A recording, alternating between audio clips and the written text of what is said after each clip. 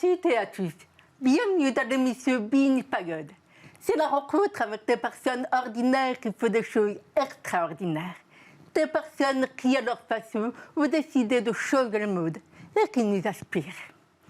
Aujourd'hui, nous allons beaucoup parler d'aventure et de peur. Nous avons d'ailleurs le plaisir d'accueillir un premier invité, Willy Rubin. À 28 ans, c'est un explorateur des temps modernes. Après avoir passé un diplôme d'ingénieur et expérimenté tous les ingrédients du succès, il a connu l'échec en plantant magistralement une entreprise. Il va nous raconter comment il a rebondi de manière insolite. Ma deuxième invitée est Karine Baillet, une femme au palmarès étonnant. 30 pays traversés, 2 podiums au championnat du monde de Rennes multisport et des centaines de milliers de dénivelés aux courses internationales et raids de haut niveau. Elle est aujourd'hui chef d'entreprise et va nous partager des pépites de championne. Et nous terminerons avec Charlotte Girard-Fabre, une femme aux 1000 vies. Sportive de haut niveau, arbitre international aux championnats du monde et aux Jeux olympiques. Tout cela en travaillant à plein temps. Elle fait partie des 40 femmes aspirantes sur le Forbes. Waouh! Elle va nous expliquer comment elle a réussi à se transformer en Wonder Woman sans tout casser en route. Donc, bienvenue à Seine et ceux qui nous rejoignent. C'est parti pour 3 belles découvertes. L'homme qui va nous inspirer maintenant est Willy Rubin, un homme qui n'a pas froid aux yeux. Après un parcours classique d'ingénieur, il opère un virage à 180 degrés en décidant de relever 100 défis à travers le monde pour dépasser ses barrières mentales. Aujourd'hui, il en a déjà réalisé 43. Willy, tu avais une vie bien tranquille et un jour, tu as décidé de tout bazarder. Qu'est-ce qui t'est passé? Je crois que j'ai eu une crise identitaire. Ah. C'est-à-dire que, tu vois, après mes études d'ingénieur, j'ai lancé directement une entreprise, j'avais une start-up. Ça a duré 3 ans. Et au bout de 3 ans, on l'a planté, on a liquidé l'entreprise et on s'est arrêté. Et c'était une start-up de quoi?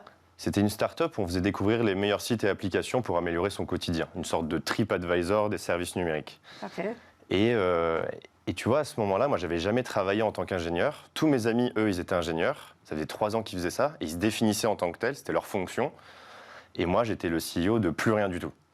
Et j'ai dû me reconstruire une identité. Et donc là, je suis entré en introspection. Et après cette longue période de réflexion, je suis arrivé à cette conclusion. Je me suis dit, j'ai envie d'explorer de nouvelles idées, de nouvelles disciplines, de nouveaux lieux, de partager mes découvertes.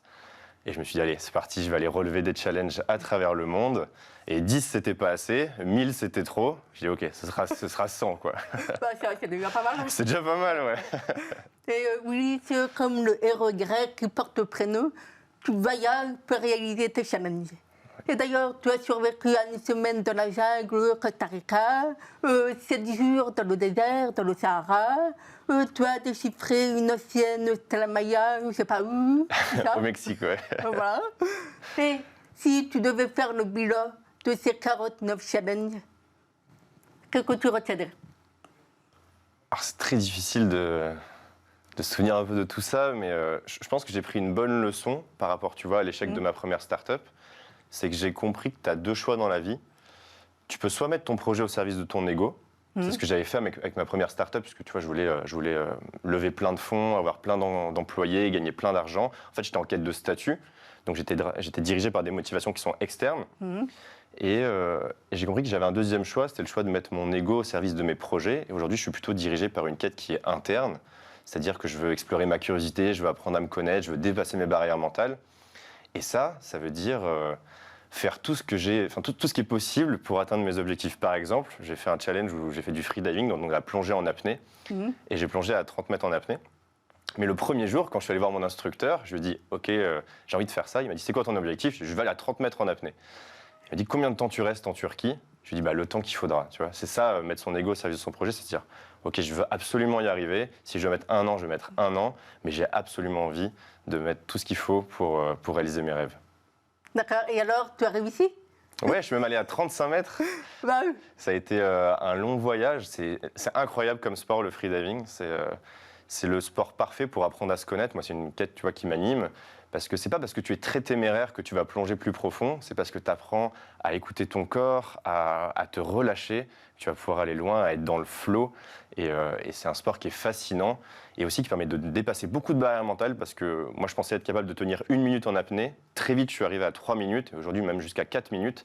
Et en fait, tout le monde est capable de faire ça. Il faut juste apprendre un petit peu à écouter son corps, comprendre la théorie. Et on est tous capables de faire des trucs de fou. Mais tu as mis combien de temps pour travailler ça au final? De 1 minute à 3 minutes en apnée, Oui. une après-midi, Ah oui. d'un coup. C'est juste de la théorie, c'est D'accord. facile. Ok. Ensuite, par contre, aller à 30 puis 35 mètres en apnée, ça prend du temps, plutôt 1 semaine pour arriver à 30 mètres, et après 1 semaine de plus pour arriver à 35 mètres. En fait, à 30 mètres, Donc c'est rapide en fait. ouais, c'est rapide, ouais, mais on est tous capables de faire ça. Ah, C'est- donc c'est moi, pour incroyable. ça, Bien sûr, ouais, on peut y aller.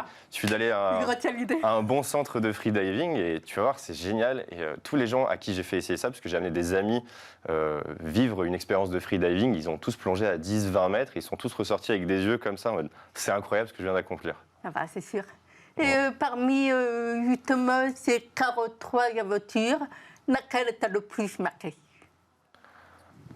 Alors, le freediving, beaucoup, mais si je devais en choisir qu'une, je dirais peut-être la semaine de survie dans la jungle au Costa Rica. Ah ouais, pourquoi ça doit être assez... Ah, c'était incroyable. Et puis la rencontre que j'ai fait là-bas, j'y suis allé avec un indigène bribri qui s'appelait Cacho. Et c'était une rencontre fabuleuse.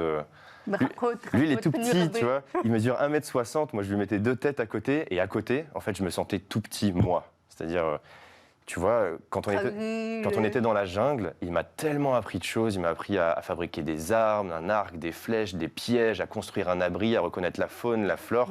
Moi, s'il me laissait là, je mourrais, quoi. Clairement, j'étais... Ah mais c'est dangereux à ce point-là? Bah, on était perdu au milieu de la jungle première, il n'y avait aucun repère, rien du tout.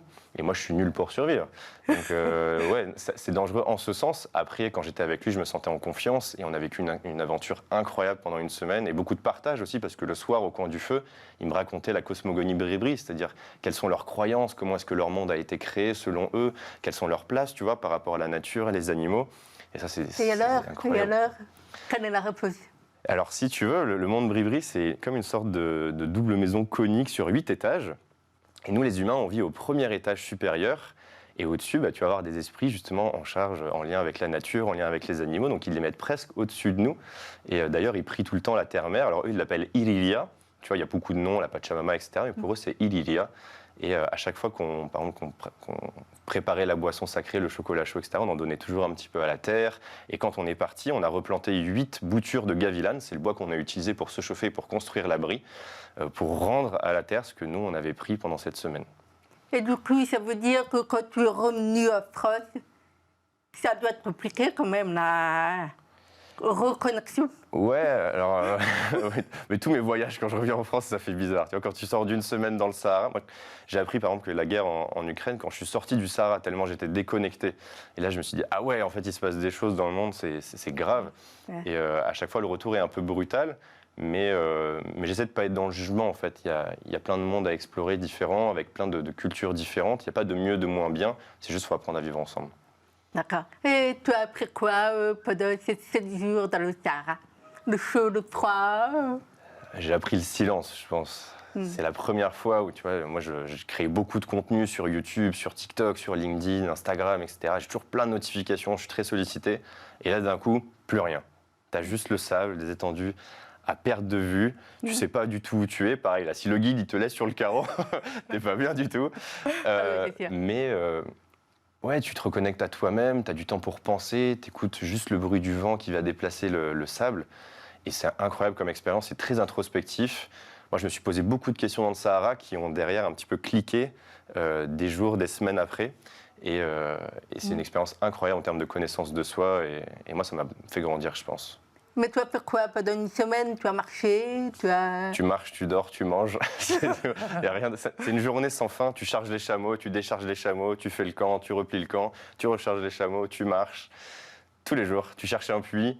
Parfois, tu as de la chance, c'est de l'eau qui est plutôt bonne. Parfois, tu n'as pas de chance, c'est de l'eau qui est vraiment dégueulasse. Tu vas avoir de l'eau qui ressemble presque à du lait, qui a macéré ici pendant un long moment. Mais ça fait partie du jeu. Et non, c'est une aventure qui était incroyable. Moi, j'étais en Mauritanie, dans la région de l'Adrar.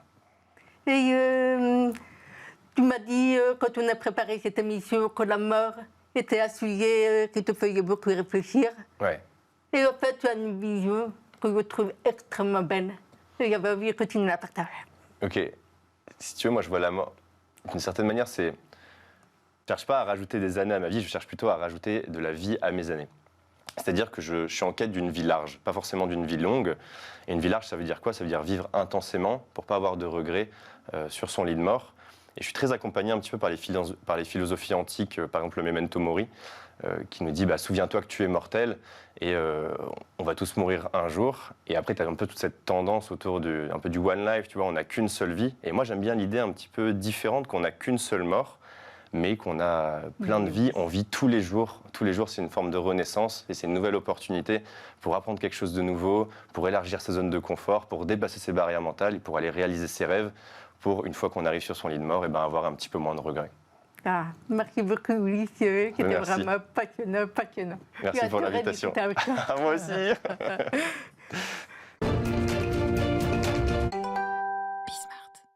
Karine est la référence mondiale en reine multisport. Elle est multimédaillée et elle en a elle-même organisé. Elle a aussi traversé la Manche en 4 façons: kayak, catamaran, wakeboard, sunboard.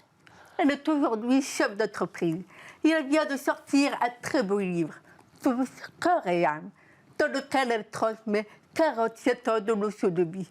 Un vrai régal.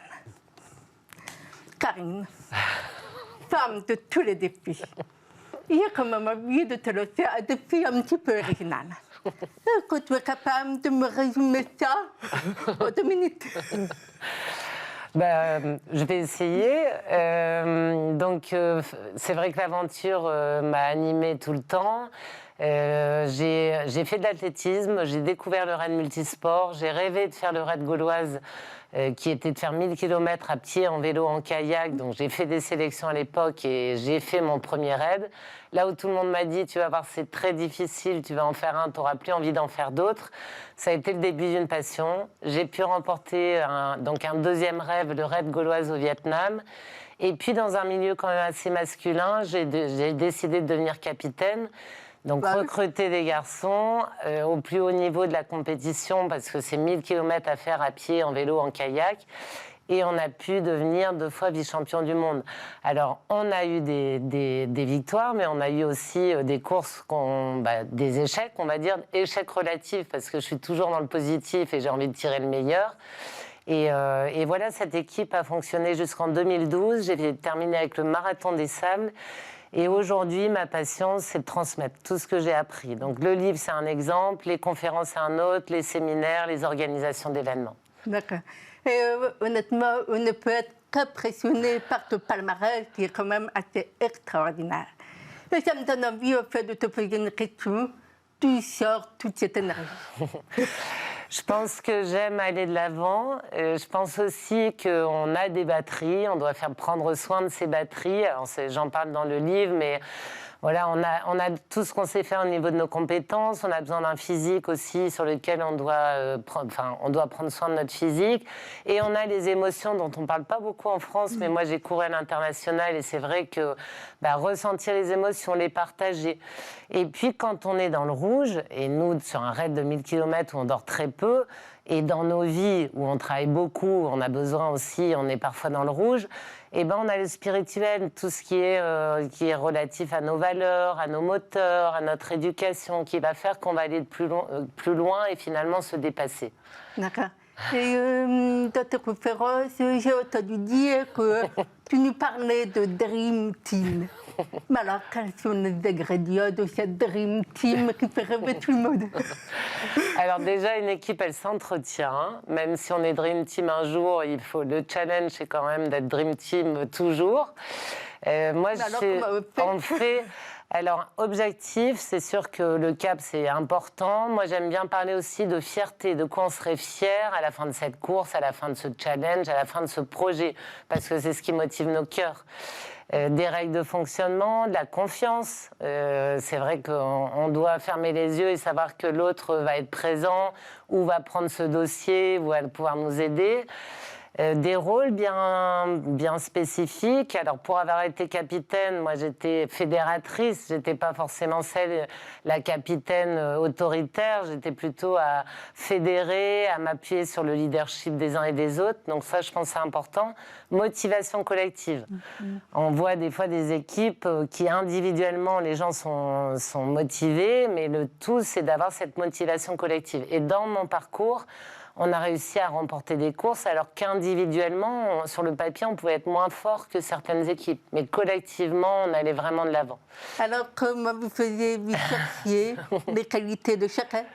Oui, on cherche les qualités de chacun, on utilise les forces et faiblesses et on accepte les forces et faiblesses de chacun. Et c'est vraiment, après, un climat d'entraide, un climat de cohésion, un climat dans les raids, on s'accrochait les uns aux autres pour pouvoir s'entraider. Et ça, c'est une image qu'on doit avoir aussi dans nos vies, dans l'entreprise, d'être dans cette entraide constante. D'accord. Et parmi les différents comportements qu'on doit avoir pour être une championne, il y a le comportement d'être conquérant. Oui. Mais qu'est-ce que ça veut dire pour toi? Alors, être conquérant, c'est être dans le positif déjà. Positiver les difficultés, on en a toujours. Moi, dans les raids, en pleine nature, on doit s'adapter, on doit être agile. Et faut pas perdre de l'énergie sur le problème, il faut perdre de l'énergie sur comment solutionner le problème. C'est sûr. Toujours débriefer, toujours optimiser aussi, c'est important de... nous, on avait un sac à dos, et donc c'était important de ne pas avoir un sac à dos trop lourd. Et finalement, nos sacs à dos, c'est ce qu'on a chaque jour. Donc, optimiser son sac à dos, optimiser les pertes d'énergie qu'on va pouvoir avoir en équipe, aller de l'avant, se remettre en question, être aussi dans l'enthousiasme et se faire plaisir quand même.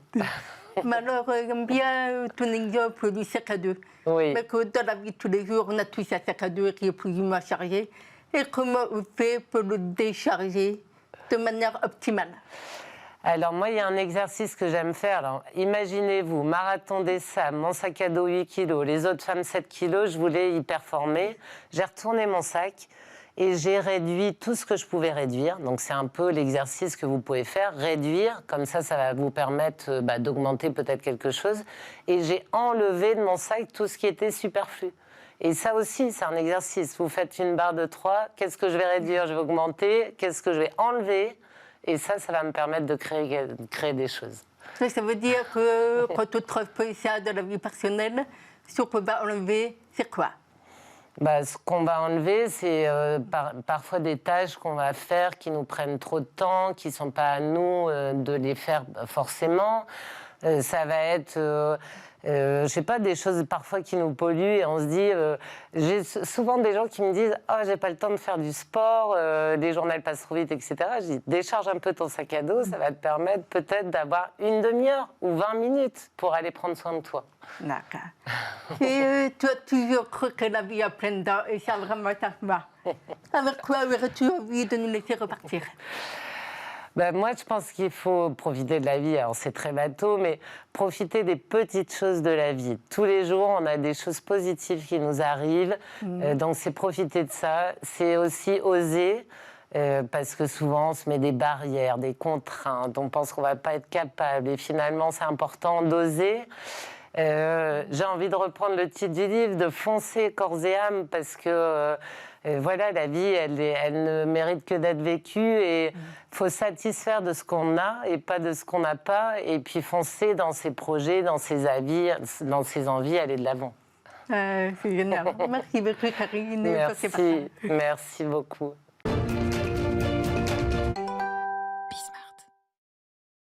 La personne qui va nous inspirer maintenant est Charlotte Girard-Fabre, une femme touche à tout.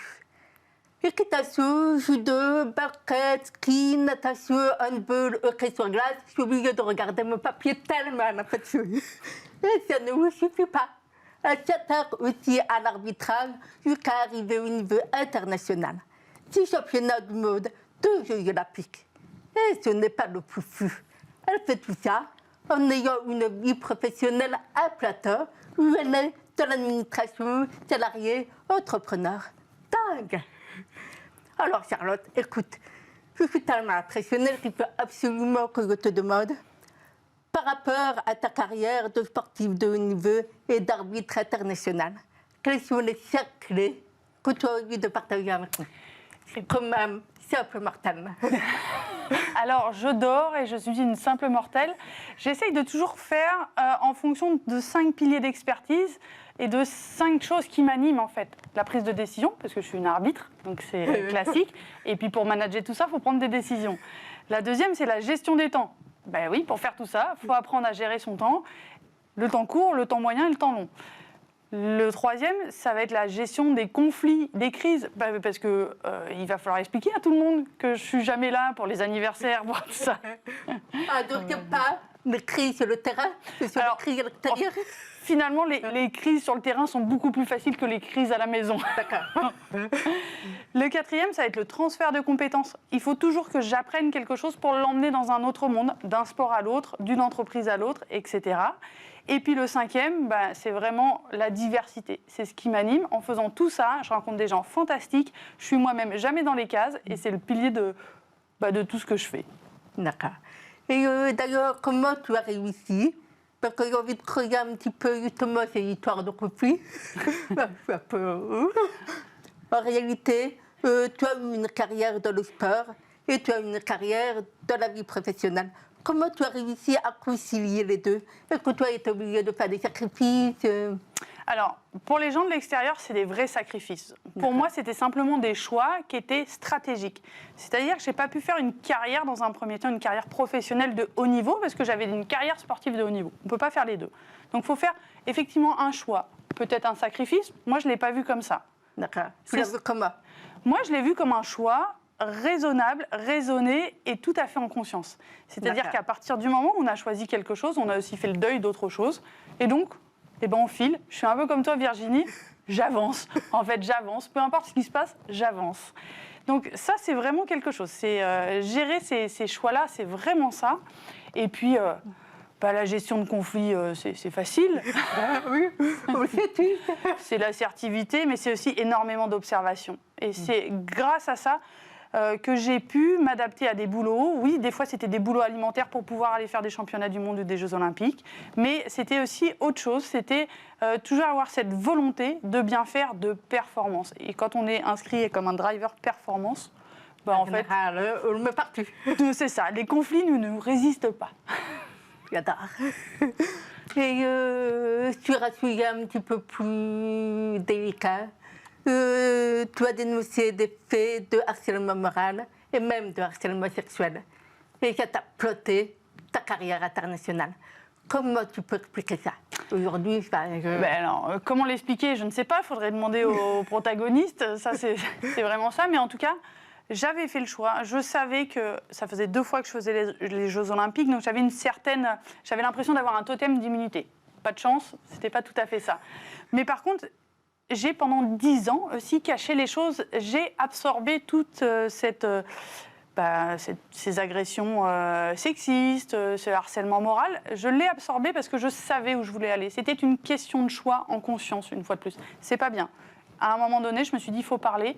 J'ai peut-être le plus gros palmarès de l'arbitrage français du hockey sur glace, mais à un moment, il faut aussi que les générations futures et les gens comprennent qu'on ne peut plus maintenant, à l'ère de MeToo et post-MeToo, garder ça pour soi. Et d'ailleurs, comment tu as géré justement cette annonce et cette gestion du je n'y vais pas, qu'est-ce qui a été le déclencheur? Le déclencheur, c'est de savoir que je partais pour la 2e fois aux Jeux Olympiques, chose qui est pas toujours évidente quand on est arbitre d'un sport collectif. C'est faire 2 fois, c'est gros. Donc c'est ça qui a déclenché. Je me suis dit, là, je suis vraiment plus proche de la fin de ma carrière que du début, et donc je peux prendre cette parole. Je savais très bien que ça allait être l'enfer, un tsunami. Je l'avais forcément pas anticipé comme il est arrivé. Je pense que n'importe quel lanceur d'alerte vous dira j'avais envisagé ça, et puis c'est autre chose qui s'est passé. Il y a eu un burn-out à la fin. Il y a eu une Charlotte au fond de son canapé pendant plusieurs mois, totalement inerte. Il faut l'avouer. Aujourd'hui, on me voit, c'est cool. Mais c'est une épreuve à passer et il faut se rendre compte qu'on ne sort jamais indemne, mais toujours plus fort. Merci Charlotte. Et je te remercie d'ailleurs pour toutes ces femmes pour qui tu as parlé.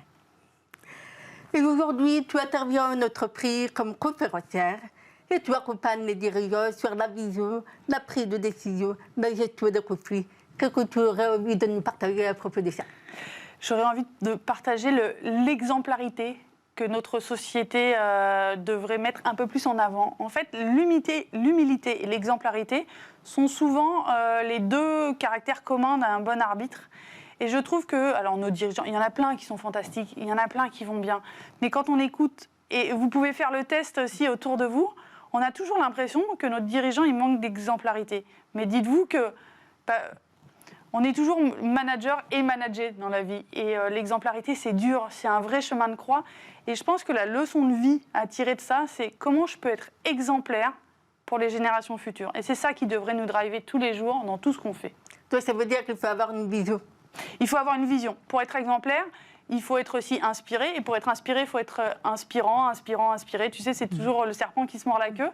Donc oui, il faut avoir une vision à court terme. Il faut survivre à la journée d'aujourd'hui et à la semaine. Mais il faut vraiment avoir une vision à long terme parce que, en fait, on est peu de choses dans notre structure, dans notre organisation, dans notre société, même sur Terre, on est peu de choses.